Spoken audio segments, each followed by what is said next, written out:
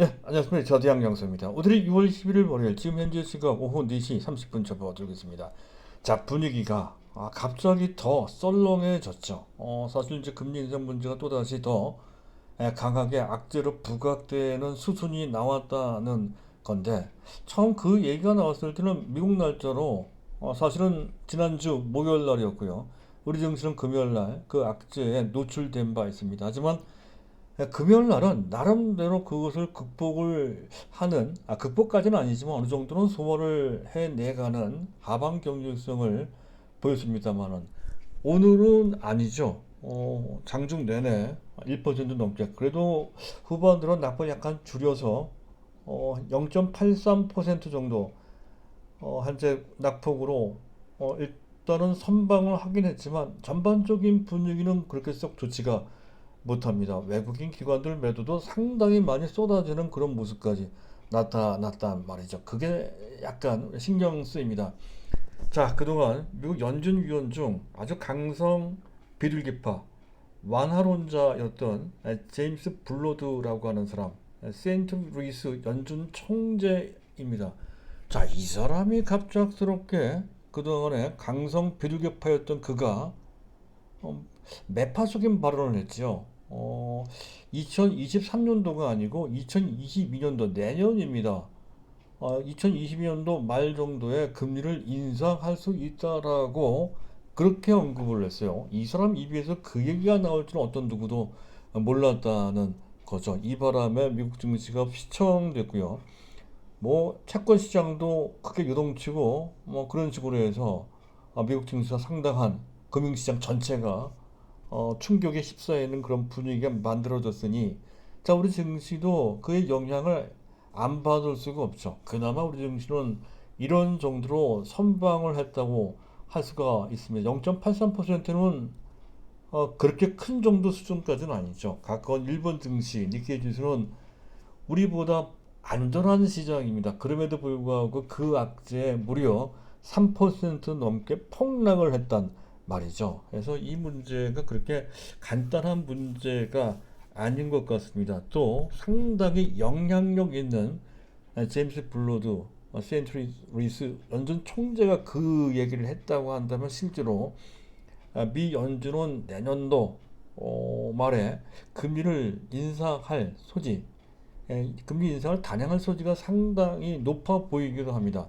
그렇다고 한다면 우리 입장에서는 실제로 미국이 금리를 인상했을 때 미국 증시와 우리 증시가 어느 정도 영향을 받을지 여기까지도 가늠을 좀 해볼 필요가 있다는 것이죠. 금리를 인상 안 한다, 한다 이걸 따질 필요가 없을 것 같습니다. 금리 인상 최악의 경우를 전제해 놓고 그랬을 때 미국 증시도 우리 증시도 어떤 영향을 받을지에 대한 윤곽을 잡아볼 필요가 있어서 그 점을 이제 일단 2015년도 사례를 두고 분석해 드릴 겁니다.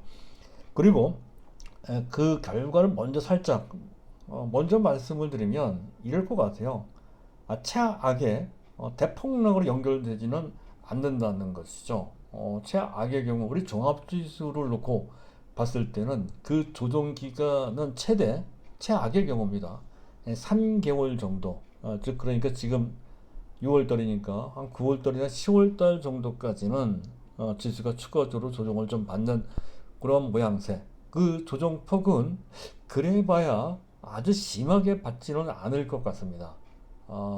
최대 3,000포인트, 고점 대비 8% 정도, 심할 때는 10%까지도 가능하겠죠. 즉 3,000포인트 살짝 깨지는 정도. 그런 정도까지 조정을 받을 수도 있다. 꼭 받는다는 것이 아니라 그럴 소지도 있으니 그와 관련돼서 언어적인 수비적인 그런 태도, 그런 전략이 필요하다는 관점이 일단 말씀드릴 필요가 좀 있을 것 같고요. 자, 그리고 이와 같은 장세 하에서는 대형주보다는 중소형주 어차피 지수가 크게 올라가지 못하고 약간씩 내려갈 소지가 높은 그런 상황이라고 한다면 그러면 종목 장세가 펼쳐질 것이니 그에 걸맞는 포트폴리오를 구성을 해야 된다는 것이죠. 그와 관련돼서 우리 포트폴리오 기존에 쌓아놓은 포트폴리오를 어느 정도 조절을 좀 해놓을 필요가 있다는 건데요.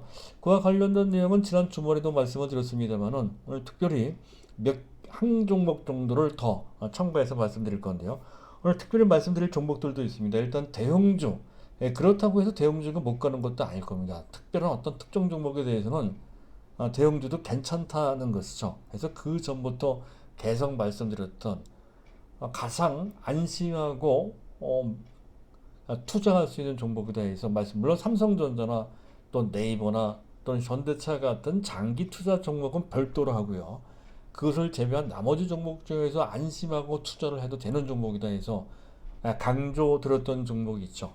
바로 LG전자입니다. LG전자 오늘 같은 날에도 상승폭이 비록 깎이긴 했지만 그래도 2.23%나 괜찮았어요. 근데 상당히 의미 있는 그런 강세였다는 것이죠. 그래서 LG전자 왜 그런지 아주 의미가 있습니다. 미래 성장 동력도 장착되고 실적도 좋고 또 그렇고 상당히 중요한 투자 포인트. 그 전에 세 가지를 말씀드렸는데 한 가지가 더 들었습니다. 네 가지. 이것을 알고 있으면 자신 있게 이 종목을 투자할 수 있는 그런 시각이 나온다는 거죠. 자, 그리고 나머지는 중소형주인데 두 가지 소테마를 제가 말씀드리고 있죠. 한 가지는 고속 충전 테마, 또 한 가지는 메타버스인데, 자, 고속 충전 테마 3인방을 제가 말씀을 드린 바 있습니다. 잠깐 차트를 한번 보시도록 하죠. 그전 하나마이크론이 있고요. 또 대주전자 재료가 있고요. 자, 그리고 나노 신성호재가 있습니다. 이 종목에 대해서도 지난주 중반부터 말씀드렸던 건데, 오늘 다시 한 번 더 이들 종목의 투자 포인트, 전략, 전술 등을 요약해서 말씀드리는 시간을 갖도록 하고요.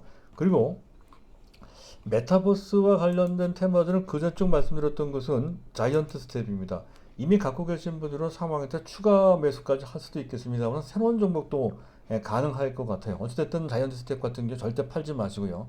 최소 6만 원인데 추가 매수를 한다 또는 신규 매수를 한다라고 했을 때는 지금은 약간 좀 높은 상태이므로 이 가격 5만 원 이하에 잡되 손절 기준가는 좀 바싹 붙여놓고 부분 매수를 해야 된다는 거죠. 그것을 전제하면서 추가로 한 종목을 더 말씀을 드릴 건데, 자, 차트를 먼저 보여드릴까 합니다.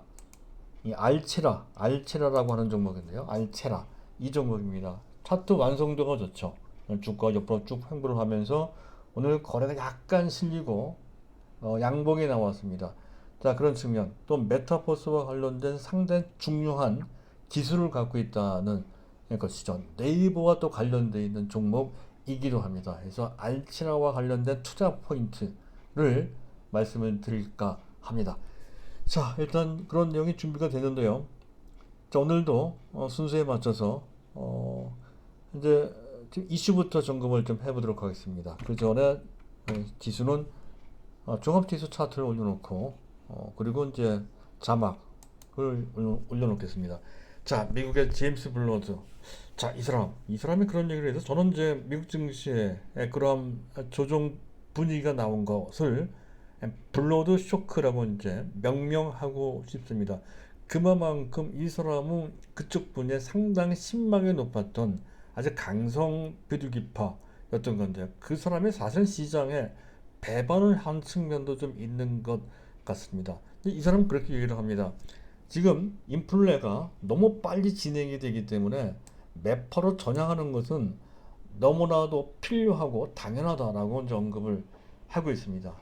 이 사람 정도가 그렇게 언급을 하면 아마도 내년 연말쯤 실제로 금리가 인상될 소지가 높다 이렇게 판단된다라고 말씀드리고 있죠. 자, 그것을 마치 잘 반영이라도 하는 듯이 미국 국채 시장, 채권 시장이 요동을 치죠. 미국 국채 장기물이 말이죠. 장기물이 급등, 가격이 급등한다는 얘기는 금리가 급락한다는 얘기예요.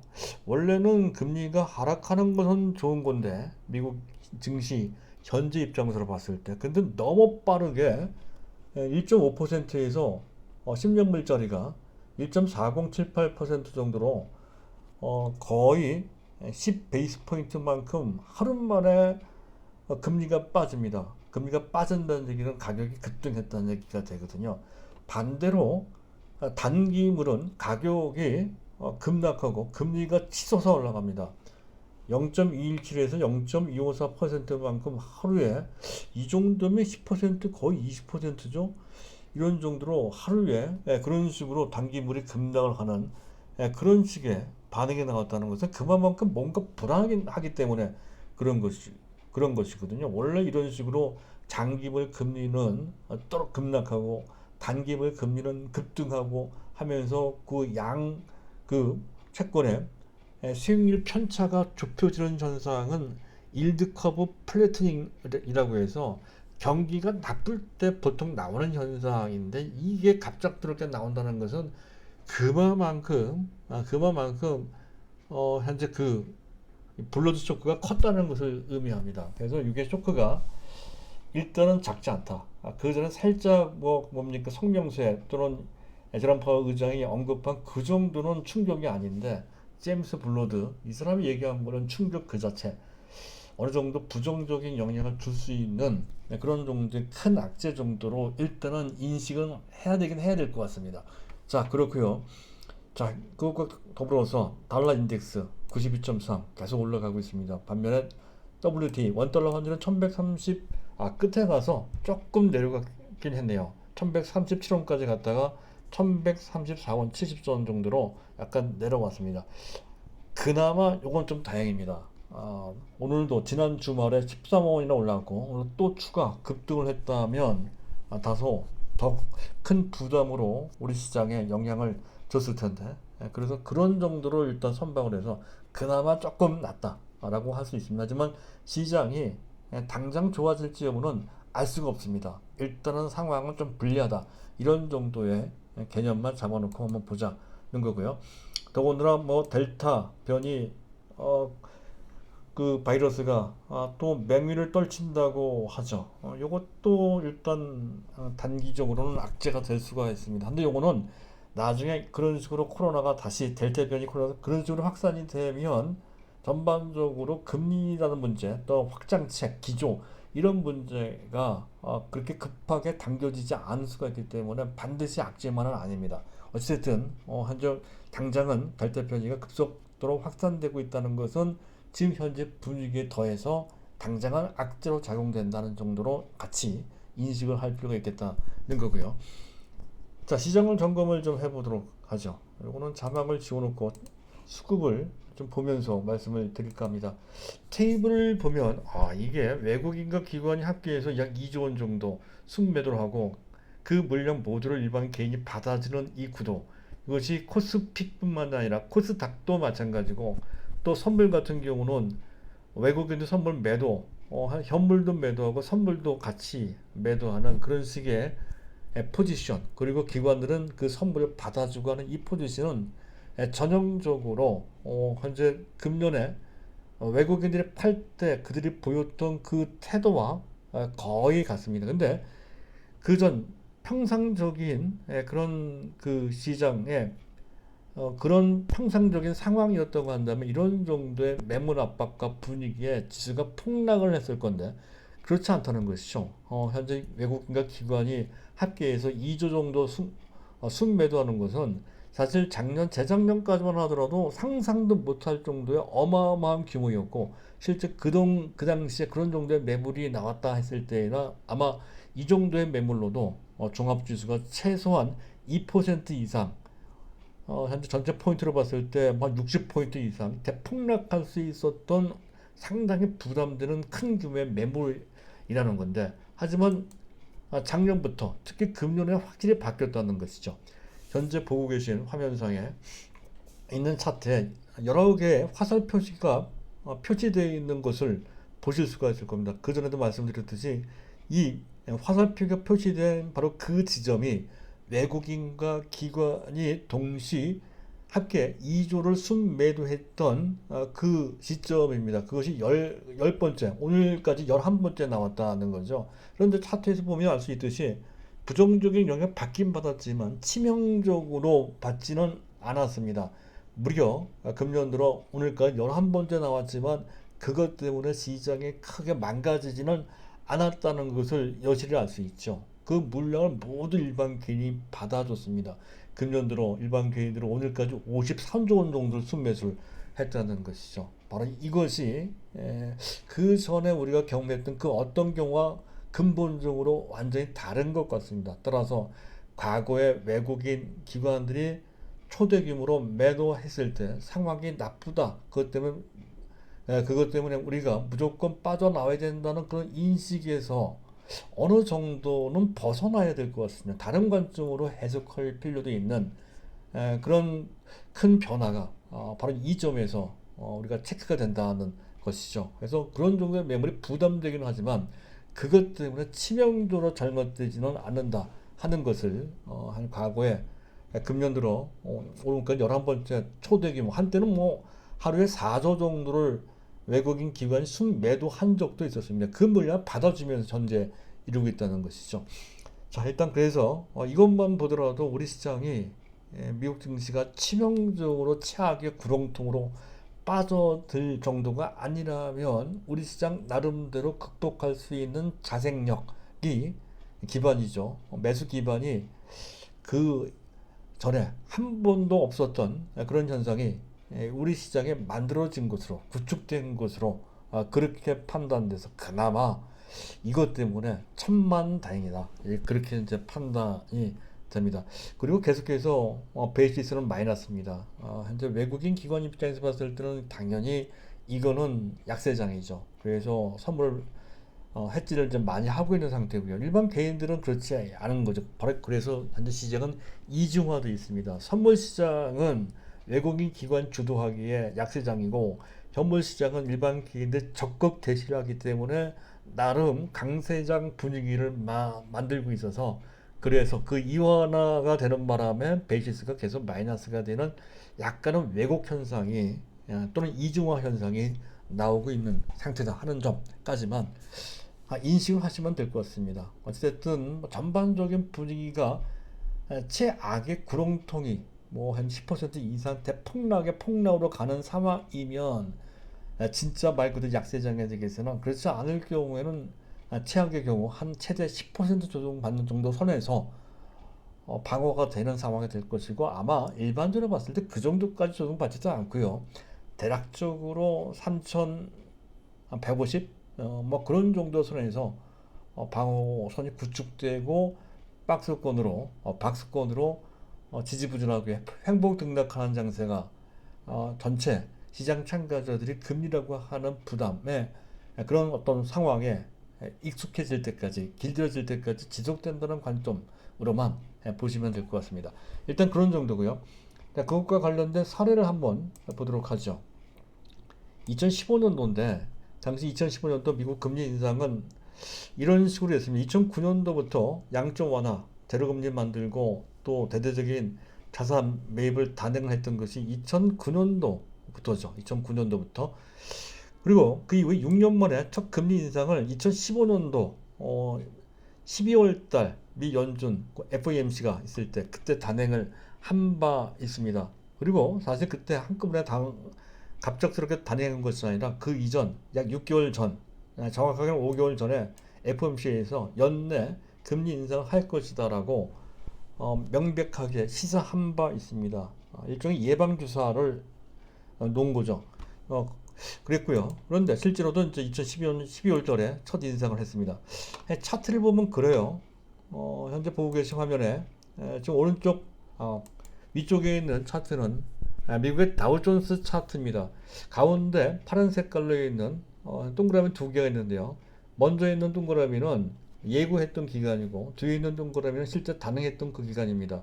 그 기간 동안에 그 예고 기간 미 증시가 조정을 받은 폭은 대략 한 13.6% 조정을 받았고 실제 금리 인상을 했을 때 그 당시에 조정폭은 9.6%로 오히려 인상한 다음에는 주가 하락폭, 지수 하락폭이 더 적어지는 상황이 나왔다는 거고 조정 기간은 약 3개월씩 조정을 좀 받았습니다. 그랬을 때 우리 증시가 어떻게 조정을 받은지를 한번 비교를 해볼 필요가 있다는 건데, 그 밑에 있는 차트가 그 당시 우리 코스피 차트입니다. 똑같은 시점에서 조정을 받았는데 우리 증시가 조금 더 미리 조정을 좀 받았고요. 그 조정 기간 한 6개월, 최대 5개월 내 6개월 정도 조정을 받았고, 고점 대비로 약 15%, 미국 증시보다 조금 더 조정을 받았고요. 그리고 실제 금리가 인상된 후에는 우리 증시가 한 4개월 정도 조정을 받았고, 그리고 그 당시 조정받은 폭은 역시 미국 증시 조정받은 폭보다 조금 더 많이 받은 약 10% 정도 조정을 받았다는 것이죠. 그래서 우리 증시가 미국 증시에 대비해서 더 그 조정 기간도 길고 또 그 조정의 깊이도 조금 더 많이 받은 측면이 좀 있어서 그 부분 다소 걱정되는 측면도 좀 있긴 있으나, 그러나 지수가 전반적인 증시 흘러갈 때 한 10 내지 15% 정도 받는 것은 충분히 있을 수 있는 뭐 그런 정도가 치명적인 어떤 우리 투자의 전반적인 포트폴리오 전략을 바꿀 만큼 그런 정도의 현재 구조적인 악재 정도는 아니라는 것이죠. 그런 정도의 변동성 정도는 장기 투자 관점에서는 일정 무시할 필요도 있는 정도의 수준밖에 되지 않는 것이고, 그것은 차트상으로도 충분히 입증이 되죠. 위에 있는 차트는 다우존스 차트고요. 밑에 있는 차트는 코스피 차트입니다. 그래서 그런 정도의 조정은 그 당시는 컸지만 지구로 봤을 때는 큰 조정 정도는 아니라는 거고, 현재 우리가 앞으로 있을 수 있는 그 조정이 나온다 하더라도 그런 정도의 조정은 역시 향후 먼 미래로 봤을 때 1년 후, 또 2년 후, 3년 후 이런 식으로 봤을 때 이 조정은 충분히 우리가 감내할 수 있는 정도의 조정밖에 되지 않는다는 것을 알 수가 있습니다. 그리고 더군다나 그 지금 현재의 상황, 물론 그 당시에 대비해서 그 저금리, 유동성 공급 기간, 그 지금 현재 펼치고 있는 완화책, 초저금리, 제로금리 및 그리고 유동성 공급하는 그 규모나 속도는 상당히 크죠. 그것 때문에 자산 가치가 많이 올라간 것도 그렇고, 또 인플레가 많이 속도가 상당히 빠른 것도 그렇고, 또 경기 회복도 상당히 빠릅니다. 그렇기 때문에 그와 관련된 그것을 전반적인 정책 기조가 바뀌었을 때 그와 관련된 이제 조정폭이 클 수도 있겠다라고 하는 어떤 두려움을 가질 수도 있으나, 그러나 미 연준은 그것을 누구보다도 잘 알고 있죠. 따라서 제롬 파월 의장이 얘기했듯이 시장의 충격을 최소화하는 범위 내에서 미리 예고하고 한다든가 조정폭을 상당히 완만하게 한다든가 타이밍을 늦춘다든가 할 것은 너무나도 자명한 일이고요. 그리고 우리나라 같은 경우에는 동학개미 참여도가 상당히 높습니다. 앞에서 말씀드렸죠. 따라서 우리 증시는 미국 증시보다도 이런 면에서 또 일본 증시보다는 확실하게 일반 개인들의 적극적인 자산 구조의 변화나 그런 그레이트 머니 무브라고 했죠. 그러한 대변화에 의해서 그런 물량을 다 받아주면서 나름의 하방 경직성, 잘 안 빠지는 경향, 특히 일반 개인들이 많이 사는 종목이 삼성전자 같은 우리가 추구하는 종목들입니다. 그래서 더욱더 그 어느 때보다도 우리가 잘 버틸 수 있는 자체적인 힘을 갖추게 됐다는 거죠. 그래서 크게 걱정할 필요가 없을 것 같습니다. 그러나 다만 단기적으로 봤을 때는 이 상태에서 삼성전자나 현대차나 네이버는 괜찮아요. 네이버 사야 됩니다. 근데 이런 삼성전자나 현대차 같은 경기 민감주, 지수 민감주를 통해 단기 수익을 기대하는 것은 좀 어렵죠. 그거는 우리가 각오를 해야 됩니다. 그래서 그것을 감안해서 제가 종목을 좀 말씀드리는 거고요. 자, 그래서 이제 바로 이 내용은 여기까지만 하죠. 바로 종목 넘어가도록 하겠습니다. 자, 다음은 이제 LG전자를 잠깐 볼 필요가 있겠다 싶은데요. LG전자가 괜찮은 것 같아요. LG전자 투자 포인트는 그 전에 말씀드렸죠. 현재 금년도 영업이익 경우 당초 4조 원 정도, 4조 원 정도만 하더라도 평년도 LG전자의 영업이익이 잘 나와봐야 연간 2조 5천 정도 나오면 잘 나온다 했던 것이 그 LG전자의 평년도의 연간 영업이익 규모입니다. 그런데 금년에는 그것의 2배 정도에 이르는 4조 넘어 4조 5천 정도가 기대된다는 건데 평년도에 거의 2배나 된다는 거죠. 그걸 토대로 해서 12만스, 12만스 포워드입니다. 12개월 선행 EPS 주당 순이익이 18,000원 정도로 계상된다는 건데요. 이게 말이 됩니까? 이게 보통 그 IT 대형주들의 평균 PER은 그 종목이 성장성이 약간 떨어지는, 예를 들어 LG 디스플레이 같은 성장성이 떨어지거든요. 그런 경우는 좀 PER이 낮는다 하더라도 같은 LG 이노텍 같은 경우는 PER이 30배씩 되거든요. 그렇다면 LG전자도 PER이 성장성이 있다고 했을 때는 적정 PER은 적어도 15배를 적용시켜야 마땅할 텐데 지금 현재 10배 정도도 안 됩니다. 9배밖에 안 나와요. 만약에 18,000원 곱하기 15배를 하면 27만 원이라는 계산이 나오거든요. 27만 원까지는 고사하고 제가 봤을 때는 한 20만 원 정도만 가도 괜찮을 것 같아요. 그래서 이 종목 자신 있게 해도 될 것 같습니다. 그리고 추후 개선율이 4대, 그렇지 않으면 실적이 좋은데 현재 이 상태보다 더 좋아질 수 있는 그런 상황이 만들어진다는 거죠. 일단 MC 사업부, 시도해폰 사업부죠. 만성적인 아픈 손가락이었던 어떤 애물단지였던 MC 사업부가 철수해서 그에 따른 반사이익이 들어온단 말이죠. 실적 부분에서도 그렇고 또 기업 역량을 사업 역량을 집중 다른 곳에 보다 중요한 곳 집중할 수 있다는 측면에서도 그렇습니다. 일단 실적 부분에서 상당히 도움이 될 것이고 그리고 신가전 스타일러나 식기세척 이거 상당히 좋아요. 그리고 VS 전장사업부도 사실은 이 부분은 상당히 긍정적으로 평가는 받아왔지만 그렇다고 해서 실적에 상당한 기여를 했냐면 전혀 그렇지 못했습니다. 계속 조금씩이라도 적자를 봐왔던 십수년간 내내 적자를 봐왔던 사실상 실적 기여도는 제로였던 사업 파트가 전장 사업부, VS 사업부였었습니다. 하지만 금년부터 하반기 때부터 달라진다는 거고 내년이나 내후년부터 본격적으로 성장을 합니다.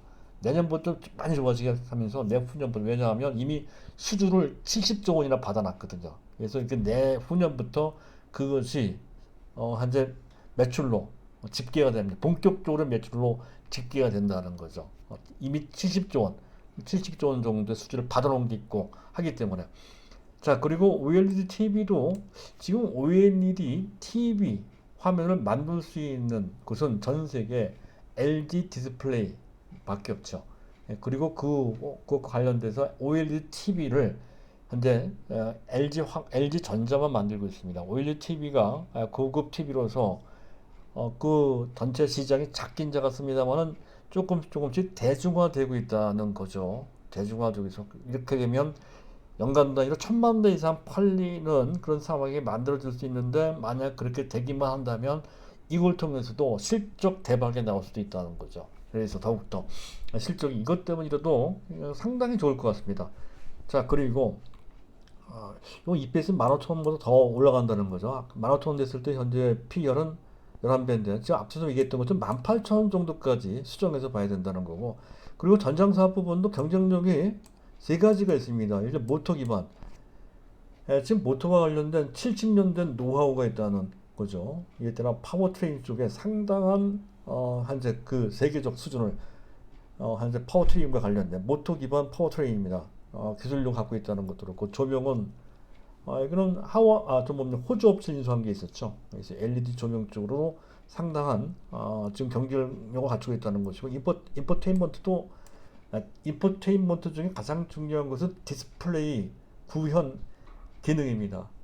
그 인포테인먼트를 갖추고 있죠. 그래서 그런 측면 그리고 결정적으로 결정적이라는 표현보다는 덤이라는 표현이 더 맞을 것 같습니다. 덤으로 만약에 마그나와 그리고 LG전자 합작사가 애플카를 생산할 수 있는 수주를 받게 되면 이건 대박이죠. 아직 모릅니다.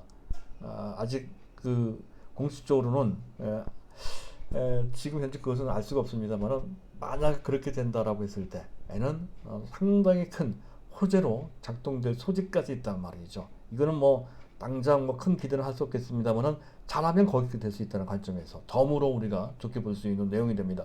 그래서 이렇다면 LG전자 충분히 해볼 만하죠. 자, 그래서 목표 가격은 최소한 20만 원 정도. 내년까지 본다라고 했을 때에는 25만 원까지도 기대를 좀 해볼 수가 있을 것으로 판단이 됩니다. 어차피 이 종목은 장기 투자 대상이기도 합니다. 따라서 딱히 손절 기준과 정하지 않고 그냥 밀어붙이는 종목으로 보실 필요도 있는 그런 종목이다 싶어서 손절 기준과 따로 말씀드리진 않을 텐데, 단기로 하시는 분들은 손절 기준과 정해놓고 하실 필요가 있겠습니다. 스스로 판단을 좀 해보시기 바라고요. 자, 마지막으로 개별 종목들인데, 일단 고속 충전 기술과 관련된 종목들을 먼저 말씀드려야 되겠죠. 자, 하나마이크론 차트 먼저 보시도록 하죠. 하나마이크론은 뭐 그전에 말씀드렸듯이 이게 패키징, 반도체 패키징이나 테스팅과 관련된 업체, 그것을 주 사업으로 업체로서 넷패스나 SFA 반도체가 하고 있는 주업과 상당히 유사한 그런 개념의 사업 구조를 영위하고 있다는 것인데, 중요한 것은 물적 분할한 회사인 하나 WLS에서 SiC RDL 기술, 초고속 충전 IC는 집적 회로, 즉 반도체 칩입니다. 거기에 쓰이는 SiC, 두껍다는 뜻이죠. SiC RDL 기술을 이게 거의 세계적 수준입니다. 국내에는 국내에는 딱 유일한 그런 그 기술을 보유한 업체고요. 그런 기술을 갖고 있다는 것이죠. 실제로도 현재 삼성전자의 지금 갤럭시 시리즈에 그 기술이 채택되고 있다는 것도 그렇고, 제가 봤을 때 보다 중요한 것은 이게 초고속 충전인데, 단순히 IT용 기기에 초고속 충전하는 것에 쓰이는 것에 끝나지 않고 자동차용 배터리에도 이 기술이 쓰인다는 것인데, 지금 NXP 있죠. NXP 여기에 납품을 하고 있습니다. 차량용 반도체, 세계 최고의 차량용 반도체 업체에 바로 초고속 충전 IC용으로 납품되고 있다는 것 때문에 주목받을 필요가 있다는 거죠. 그래서 하나마이크론. 그런데 지금 쫓아가기 좀 나빠요. 그래서 갖고 계신 분들은 그대로 갖고 계시되, 만약에 매수한다면 기술적으로 15,000원 근방이면 될 것 같아요. 약간 조정받아서 5일선, 25일선 따라 올라오고 있잖아요. 그래서 거기 그 근처에서 15,000, 한 500원 그 근처, 그 이하면 더 좋고, 그런 정도의 타이밍을 잡아보자 하는 포인트. 절대적인 정답은 아닌데 일단 가이드를 그런 식으로 간단하게나마 제시 드릴 수 있는 그런 정도를 말씀드리고요. 자, 그리고 대주전자재료가 이렇습니다. 대주전자재료는 기존 사업도 사업이지만, 일단 기존 음극재 재료, 2차 전지 음극재 재료, 흑연인데요. 흑연을 대체할 수 있는 실리콘 음극재를 생산하는 국내 유일한 업체라는 것이죠. 그것은 기존의 리튬 이온, 음극재의 기본적인 기능이 리튬 이온을 받아들이는 건데, 그 흡수력이 6배나 크다는 거죠. 그래서 이것을 통하게 되면 현재 팽창 문제만 해결되면 이거야말로 완벽하게 그 흑연 음극재를 대체할 수 있는 신물질로 크게 부상한다는 것이죠. 또 이걸 통해서 현재 그 성능뿐만 아니라 그 크기나 속도도 크게 이제 개선이 된다는 건데, 실제로도 이 시장은 빠른 속도로 성장하고 있다는 것이죠. 금년 현재 생산하는 계파 40톤 정도인데, 내년도 2년 후, 3년 후도 아니고 바로 1년 후, 내년 정도 되면 현재 캐파의 거의 4배 수준인 150톤으로까지 생산 캐파를 확충한다는 거죠. 그만큼 이 시장, 이 제품의 현재 그 실리콘 양극재, 음극재죠. 이게 폭발적인 그런 그 수요가 일어나고 있다는 것이 되겠죠. 이거는 사실 차트선으로 봤을 때 많이 올라갔습니다. 따라서 약간 내려왔을 때 주가를 본다면 한 48,000원대, 49,000원 이하, 그 정도면 현재 잡을 필요가 있겠다 싶습니다. 근데 이 종목은 갖고 계신 분들은 당연히 그대로 보유해야겠죠. 그리고 마지막으로 즉 현재 초고속 충전과 관련돼서 나노 신소재인데 실리콘 음극재 아까 얘기했던 바로 그겁니다. 그 팽창 본드를 해소할 수 있는 유일한 물질이 CNT는 탄소 나노튜브입니다. 그 도전제를 만드는 국내 유일한 업체 나노 신소재입니다. 나노 신소재 세계 유일한 업체라고 그러네요. 세계 유일한 업체 나노 신소재 탄소 나노튜브 도전제를 생산하는 유일한 업체입니다. 이 종목도 괜찮은 것 같아요. 오늘 약간 쉬었죠. 약간 눌러줬을 때 주가를 본다면 3만 원, 3만 2천 원 이하 그런 정도에서 부분적으로 잡아볼 필요가 있겠다 싶은데 기술적인 판단이 조금 필요한 대상들이라고 할 수가 있겠습니다. 근데 이들 종목을 다 매수하는 것은 불필요합니다. 그 중에 하나만 적당한 가격에 매수할 수 있는 조건이 주어졌을 때 이들 종목을 잡아주시면 된다는 건데 각각의 목표 가격은 현재가의 한 20% 내지 30% 하나마이크론 같은 경우에는 잠깐 보죠. 하나마이크론 같은 경우는 2만원 정도 전후 일단 1차 목표 그리고 현재 대주전자 같은 경우는 6만원 내지 6만 5천원 정도 나노신소재 같은 경우는 4만원 정도 전후 그런 정도를 단기 목표 가격을 정해놓고 그 중에 하나만 일부 베팅을 한다 이런 정도. 그리고 마지막으로 알체라인데요. 탄소난 튜브 탄소난 튜브가 아니라 그 메타버스 테마죠. 메타버스에 대한 개념 지금 한 가지 더 빼놓고 말씀드린 게 하나 있네요. 초고속 충전과 관련돼서 꼭 하나 더 말씀드릴 필요가 있는 것은 지금 웬만한 전기차 배터리의 주행거리는 상향 평준화되고 있다는 거죠. 대략 한 480km 내지 500km 정도, 뭐 궁극적 600km가 나오겠지만 지금 당장 그런 정도 수준에서 대충 비슷해지고 있는 상황입니다. 그렇다고 한다면 남은 과제는 똑같은 주행거리라 하더라도 그 충전이 얼마나 빨리 되느냐, 그 배터리의 충전이 얼마나 빨리 되느냐가 상당히 중요한 관건이 돼가는 분위기가 되고 있다는 것이죠. 지금 현재 제대로 완전 충전하려면 적어도 3시간 내지 많게는 6시간씩 걸린단 말이죠. 너무 길어요. 고속 충전을 한다 하더라도 거의 30분, 40분씩 걸리거든요. 근본적으로 그 문제가 해결되지 않고서는 전기차가 대중화되는데 상당히 걸림돌이 될 수 있는 그런 구조적 문제이기도 합니다. 그 문제를 해결되기 위해서는 앞에 얘기했던 현재 그 음극재 소재가 바뀌어야 된다는 그런 분위기가 강해지고 있습니다. 바로 그런 분위기에 더욱더 이들 테마주들이 부각될 수 있는 환경이 강력히 조성된다는 거고요. 자, 메타버스는 이제 자주 말씀드렸으니까 메타버스가 얼마나 중요한지에 대해서는 오늘 생략하도록 하고 알테라가 뭐하는 회사인지에 대해서만 간단하게 말씀드릴 겁니다. 알테라는 AI 기반 소프트웨어 기술을 갖고 있는데 그 중에 특기할 만한 주업은 안면 인식 기술입니다. 안면 인식 기술 및 그것을 넘어서 전신 인식 기술, 전체 몸, 얼굴을 포함한 전신 인식 기술을 갖고 있는 그 부분 세계적 기술을 갖고 있는 업체입니다. 이게 왜 중요하냐면 메타버스에서 중요한 것 중에 하나가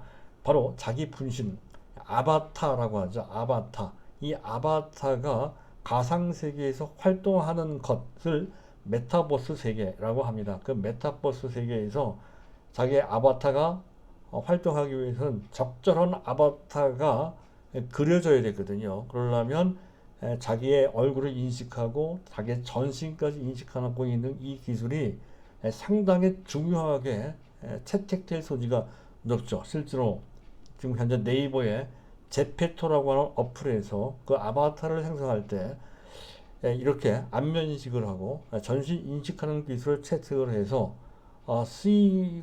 쓰이는 그런 쪽으로 가고 있다는 말이죠. 그래서 지금 당장 실적은 약합니다. 이 업체는. 그래서 이 기술은 실적을 놓고 판단할 수가 없죠. 그 기술이 얼마만큼 독보적이고 또 그것이 얼마만큼 쓰이는지가 가장 중요하며 그리고 테마를 봤을 때 이 메타버스 테마가 계속 현재 그 생명력을 유지하고 또 상황에 따라 그 활력에 나올 수 있는 테마냐 하는 것이 중요한데 당연하죠. 이 테마는 아주 강력하고 또 그 테마의 수명이 길다고 말씀드렸죠. 따라서 현재 알체라가 타이밍에 나올 소지가 상당히 높다 싶은데 다만 실적이 워낙 약하고 또 아직은 기관 외국을 적절히 매수하는 것이 아니기 때문에 밑에 근호원 수평선 이것을 손절 기준가로 정해놓고 3만 원입니다. 대략 3만 2천 원 정도에서 매수해 놓고 기다려보는 그런 전략을 쓸 수 있다는 것이죠. 둘 중에 하나가 좋을 것 같아요. 메타버스도 사고, 저 뭡니까? 자이언트 스텝도 사고, 알체라도 사고 하는 것은 약간 중복입니다. 만약에 두 개 다 사도 되겠는데 하려면 상당히 신경을 많이 써야 된다는 거죠. 어차피 단타 종목이기 때문에. 단타 종목은 손이 많이 가요. 이런데 자신이 없으신 분들, 여건이 안 되시는 분들은 안 하는 게 좋습니다. 어쨌든 그것을 전제로 해서 이들 종목을 한번 선택을 해 보시길 바랍니다. 감사합니다.